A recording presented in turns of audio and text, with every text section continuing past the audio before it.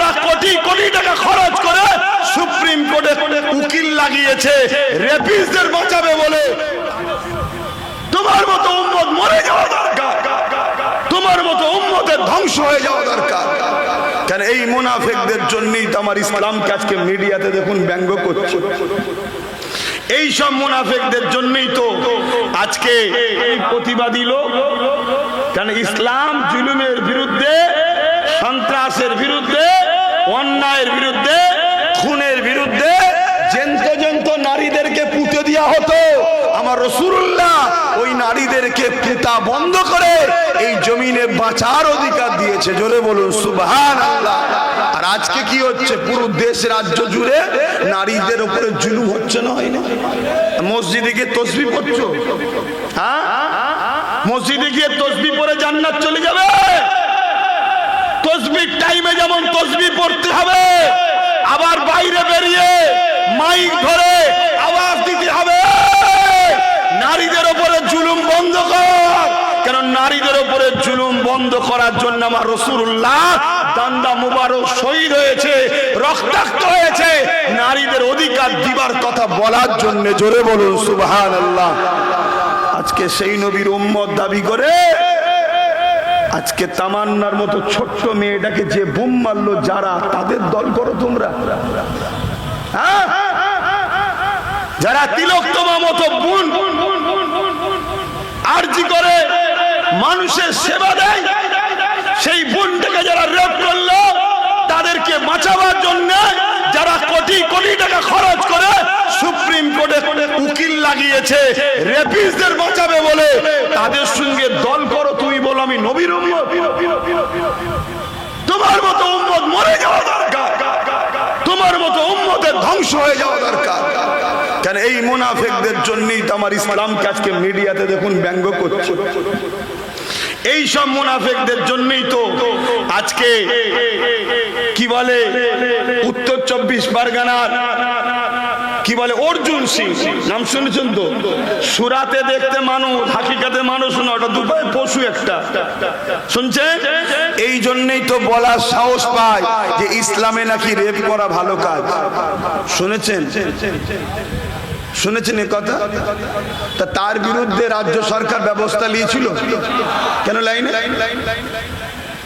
এত বড় একটা সাম্প্রদায়িক কথা, একটা ধর্মের বিরুদ্ধে কথা, তারপরে তোমাদের এলাকা ওই যে মানব রূপী দুপায়ে জাহান্নামের কুকুরটা রয়েছে, ও কেস করেছিল কেন? করিসনি? কেন করিসনি? বলবি তো?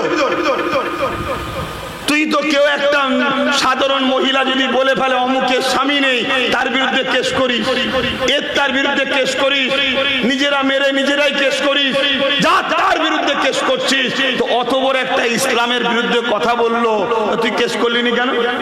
না, ইসলাম ধ্বংস হয়ে গেল, এদের কিছু যায় আসে না।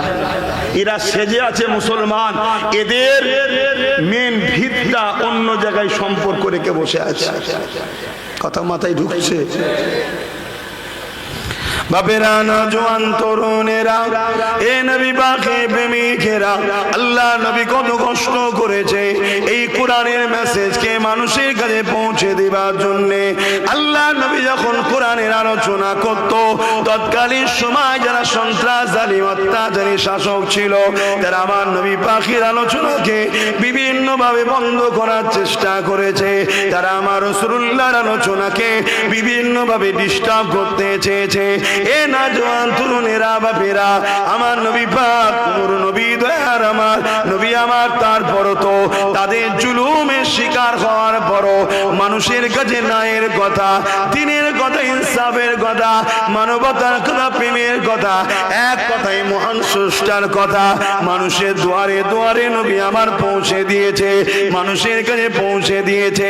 মনে রাখবেন, আল্লাহ নবী এই দ্বীনের প্রচার করতে গিয়ে আল্লাহ নবী জীবনে এমনও দিন গেছে, আল্লাহ নবী, নূর নবী, দয়া নবী যখন সিজদায় পড়ে যেত, মক্কা জালিমরা, অত্যাচারী শাসকরা আমার নবী পাকের পিঠের উপরে পচা দুম্বার ভুঁড়ি পর্যন্ত চাপিয়ে দিত। আল্লাহ নবী সিজদা নিতে পারতেন না, নিঃশ্বাস নিতে পারতেন না। আল্লাহ নবী অবস্থায় সিজদায় পড়ে থাকতো। কিন্তু নবী পাকের কলিজার টুকরি হযরতে খাতুনে জান্নাত ফাতেমা আয-জাহরা রাদিয়াল্লাহু তাআলা আনহা, তখন তিনি ছোট ছিলেন, ছুটে ছুটে এসে আব্বা জানের পিঠ থেকে ওই পচা দুর্গন্ধময় ভুঁড়িটাকে নামিয়ে দিয়ে আবার রাসূলুল্লাহ মাথা তুলতে। এ যুবকেরা, তরুণেরা, আমার নবী পাকের অপরাধটা কি ছিল? আল্লাহ নবী গরিবদের পক্ষে ছিল, মুসলিমদের পক্ষে ছিল, মানবতার পক্ষে ছিল, ইনসাফের পক্ষে ছিল। নারীদেরকে জ্যান্ত পুঁতে দেওয়া হতো, তার বিরোধী করেছিল। সন্ত্রাসবাদ জালিম শাসকদের বিরোধী করেছিল। এই জন্য তারা আমার নবী পাককে কত কষ্ট দিয়েছে। আজকে দিনে বলো তো দেখি, তোমার সামনে কোন জালিম অত্যাচারী স্বৈরাচারী শাসক যদি জুলুম করে, তাহলে তোমার তো উচিত, তুমি যদি নবীর উম্মত দাবি করো, তার বিরুদ্ধে তোমাকে দাঁড়ানো দরকার আছে না নাই? আমার অজ বুঝছেন তো? এই ঠান্ডা গরম হয়ে গেলেই ভাই আমার কথা বলতে কষ্ট হয়। দিনের বেলা প্রচুর গরম হচ্ছে, আর এই গরম গায়ে ঘাম গায়ে পানি খেয়ে ফেলছি, কথা বুঝলেন? কিন্তু আমার কথা বুঝতে পারছেন? তাহলে আজকে নবী পাক সাল্লাল্লাহু আলাইহি ওয়াসাল্লাম জুলুমের বিরুদ্ধে ছিল, অন্যায়ের বিরুদ্ধে ছিল, ন্যায়ের পক্ষে ছিল, গরিবের পক্ষে ছিল, এতিম বিধবাদের পক্ষে ছিল। তাই রাসূলুল্লাহর উপরে জুলুম হয়েছে, তাই তো নাকি? আজকে তুমি যদি গরিবের পক্ষে, এতিমের পক্ষে, বিধবার পক্ষে, মুসলিমের পক্ষে থাকার জন্য তোমার উপরে যদি জুলুম হয়, তো তোমাকে নিজেকে গর্ব করা দরকার, আমি প্রকৃত নবীর উম্মত, তাই তো আমার উপরে জুলুম হচ্ছে। ঠিক তো নাকি? তা তোমার কি উচিত নয় গরিবদের পক্ষে দাঁড়ানো? এটা তো তোমার নবীর সুন্নাত। এতিমদের পক্ষে দাঁড়ানো, এটা তো তোমার নবীর সুন্নাত। অসহায়দের পক্ষে দাঁড়ানো, এটা তো তোমার নবীর সুন্নাত। কি গো যুবকরা, 10,000 টাকা দিলে বেরিয়ে যাবে নাকি? 1 লাখ? এখন তো শুনছি কোটি কোটি টাকা নিয়ে ঘুরছে। তাহলে 15 বছর ধরে ঘোরার ডিম করলি কি? কোটি কোটি টাকা যদি এখন দিতে হয়, তাহলে 15 বছর ধরে ঘোড়ার ডিম করলি কি? কত শুনছেন তো নাকি?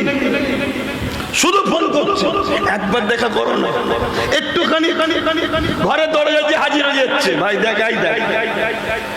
তারপরও বলতে হবে, খাস করে শুধু ভাঙন নয়, ভাঙত তো আছেই রে বাবা, ভাঙত তো সুলতান আজগার আলী হুজুরের রুহানি বাচ্চা সব, এটা ভাঙত। আসেন আলোচনার দিকে যাই। দরুদ শরীফ আল্লাহুম্মা সাল্লি আলা। বাবা অষ্ট ভাষা না বাবা। ওয়ালা আলি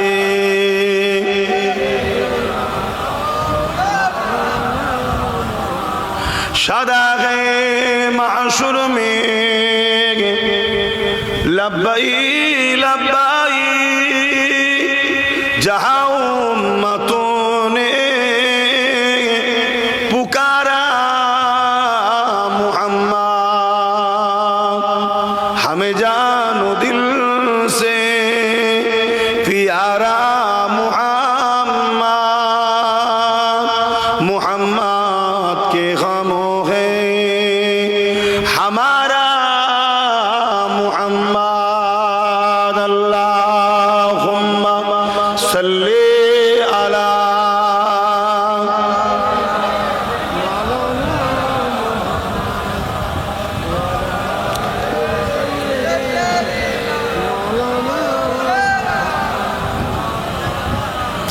मेरे आँखों की बुदली में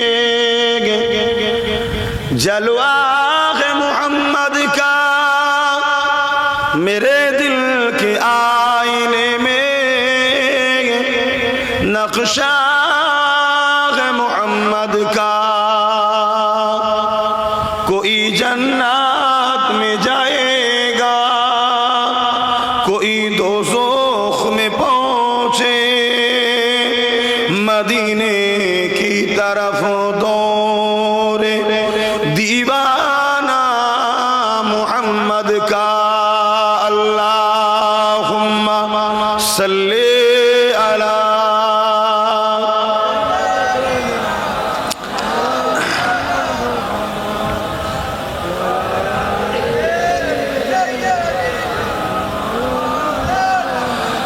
कलमे ला इलाहा इल्लल्लाह, ला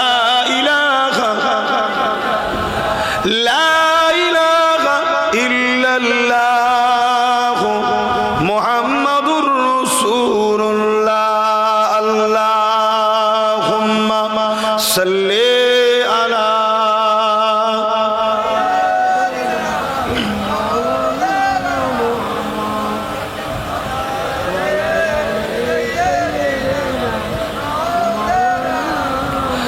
আমার আব্বা জানেরা, ভাইরা, মায়েরা, বোনেরা, এই পৃথিবীতে হাজারো ধর্ম আছে। যার যেটা পছন্দ, যার যেটা বিশ্বাস, যার যেটা আস্থা তার কাছে। আমরা ইসলাম ধর্মের অনুসারী। এই মানুষটাকে বসতে দাও না, একটা কোনো চেয়ার টেয়ার নিয়ে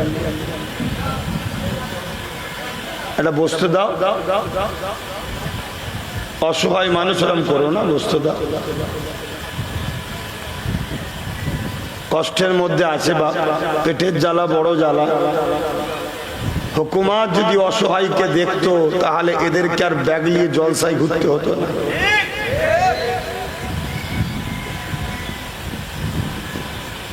আর মনে রাখবে, এই অসহায় মানুষদের উপরে যে জুলুম,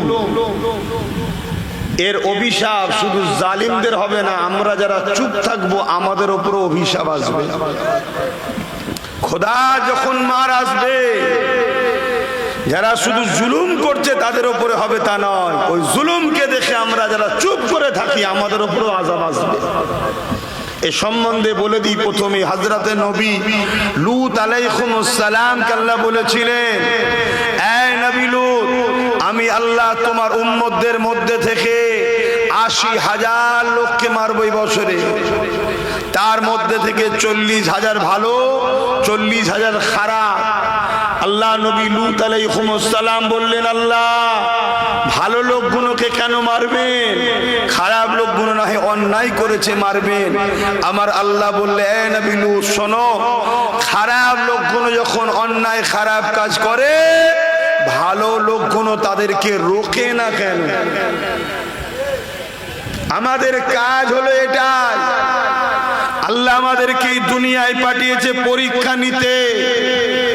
এই আল্লাহর জমিনের উপরে অন্যায়ের বিরুদ্ধে লড়াই করতে হবে, জুলুমের বিরুদ্ধে লড়াই করতে হবে, খুনিদের বিরুদ্ধে লড়াই করতে হবে, ধর্ষকদের বিরুদ্ধে লড়াই করতে হবে, মুসলিমদের পক্ষে, এতিমের পক্ষে, বিধবার পক্ষে থাকতে হবে।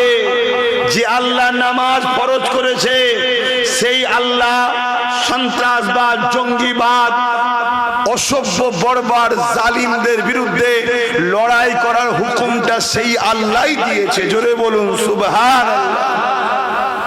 আপনি নামাজটা সহজ নিলেন, আপনি নামাজটা সহজ কাজ ওটা নিয়েছেন, আর আপনার পাড়াতে এতিমের মাল ঝেড়ে খাচ্ছে, গরিবের তেরপল চুরি করে খাচ্ছে, অসহায়ের ঘর ভাঙছে, অসহায় মানুষের নামে মিথ্যা মামলা দিচ্ছে। এটাও তো আল্লাহর হুকুম। ওই অসহায়ের পাশে দাঁড়িয়ে জুলুমের বিরুদ্ধে লড়াই করতে হবে। এটাকে ছেড়ে দিলেন কেন? বলছে এটার বিরোধী করতে গেলে তো আমার নামে কেস হয়ে যাবে, আমাকে জেলে যেতে হবে, আমার দোকান বন্ধ হয়ে যাবে। এটাই তো আল্লাহর পরীক্ষা, যে আল্লাহর জন্য আমরা সব ত্যাগ করতে পারি কিনা। এটাই তো পরীক্ষা। ফেরাউনকে কে বানিয়েছে? নমরুদকে। এজিদকে কে বানিয়েছে? আমার দেশের প্রধানমন্ত্রীকে কে বানিয়েছে? আর মমতাকে? তো সবই তো আল্লাহরই বানানো। তাহলে মুমিনের ঈমান পরীক্ষার জন্যই তো আবু জেহেলকে আল্লাহ বানিয়েছে। যদি আবু জেহেল না থাকতো, বেলাল যে আল্লাহকে কত ভালোবাসে, নবীকে কত ভালোবাসে, আপনার ভাঙরের লোক জীবনে শুনতে পেত? তো ভালোবাসা তো ভেতরেই রয়ে যেত, বুঝতে পারতাম। ওই আবু জেহেলকে আল্লাহ বানিয়েছে, উমাইয়াকে আল্লাহ বানিয়েছে। উমাইয়া এমন করে হযরতে বেলালকে খরিদ করে নিয়ে গেছে। বিলাল হুজুর ছিলেন গরিব, নিয়ে যে তার উপরে অত্যাচার জুলুম করে, মারে ধরে পেটে তাকে দিয়ে কষ্টদায়ক জুলুম কাজ কাম করায়, এমন সময়তে হযরতে বেলাল হুজুর আজাদ কি হবে না? এই জুলুমের জিঞ্জিল থেকে কি বাঁচা যাবে না? আমরা কি সব সময় জুলুমের শিকার হব? এমন সময় বেলাল হুজুরের কানে এলো আব্দুল্লাহ হুজুরের লাল আম্মা আমেনা দুলাল মুহাম্মদ রাসূলুল্লাহ আওয়াজ তুলেছে, দাসত্ব প্রথা বন্ধ করো, মানুষ কখনো মানুষের গোলাম হয়ে থাকবে না। জোরে বলুন সুবহানাল্লাহ। এটা হলো ইসলামের প্রথম ওয়াজ। নামাজ অনেক পরে এসেছে, শুনছেন? আবার ভুল বুঝবেন না তো, তাহলে আরেক বিপদ। আরে নামাজ তো মেরাজ থেকে এসেছে, নবী মেরাজে গেছে নবুয়াত ঘোষণার 11 বছর পর। তাহলে এই 11টা বছরে আমার নবী কি করেছে? এই 11টা বছর ধরে আল্লাহ নবী সন্ত্রাসবাদের বিরুদ্ধে, জুলুমের বিরুদ্ধে, দুর্নীতির বিরুদ্ধে, চুরির বিরুদ্ধে, নেশার বিরুদ্ধে, খুনের বিরুদ্ধে, অত্যাচারের বিরুদ্ধে, ফ্যাসিস্ট অত্যাচারী জালিম তৎকালীন যে শাসক ছিল, রোম থেকে শুরু করে, পারস্য থেকে শুরু করে, কিসরা কাইসার থেকে শুরু করে, আবু জেল উতবা সাইবা থেকে শুরু করে, তাদের বিরুদ্ধে লড়াই করে আল্লাহ নবী মানুষ জাতি এবং মানবতাকে হিফাজত করেছে। জোরে বলুন সুবহানাল্লাহ, আরো জোরে বলুন সুবহানাল্লাহ। নারে দিবা, এটা ইসলাম নয়?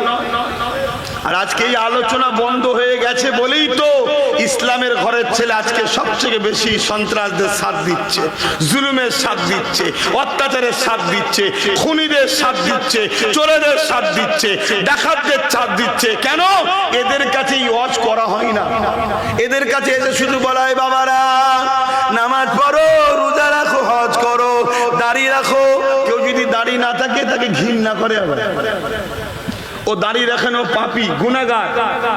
ও আল্লাহ রসুলের একটা সুন্নাতকে এখনো রাখতে পারেনি। দোয়া করি আল্লাহকে রাখার তৌফিক দিই, বলুন আল্লাহুম্মা আমিন। কিন্তু তার থেকে বড় পাপ সুদ খাচ্ছে, তাকে পাশে নিয়ে বসে আছে হুজুর। কথা শুনছেন তো? আমি ভাই প্রতিবাদী ওয়াজ করি, আপনারা জানেন তো নাকি?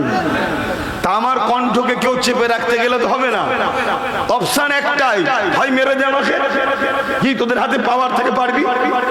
আর যদি আল্লাহর হাতে আমার জান থাকে, তোরা বাপ মা পরিবার গোষ্ঠী সবাই মিলে চেষ্টা করে আমার কিচ্ছু করতে পারবি না।